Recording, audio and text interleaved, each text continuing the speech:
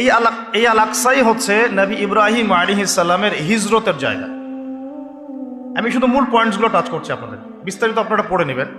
এই আল আকসাই হচ্ছে নবী ইব্রাহিম আলাইহিস সালামের হিজরতের জায়গা। তিনি থাকতেন ব্যাবিলনে, ইরাকের বাবেল শহরে। সেখান থেকে মূর্তি পূজারী পরিবার ত্যাগ করে তিনি চলে গিয়েছিলেন এই আল আকসায়, জেরুজালেমে। ওই জায়গাকে তখন বলা হতো শাম।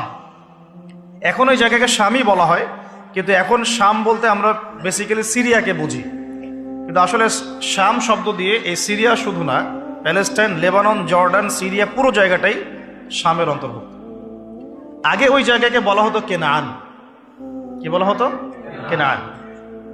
তো ইব্রাহিম আলাইহিস সালাম যখন সেখানে হিজরত করেন, সেখানে তাকে কেন্দ্র করে একটা প্রশস্ত নববী আদর্শ, তাওহীদের প্রতিষ্ঠা, একটা নববী রুহানি পরিবেশ গড়ে ওঠে।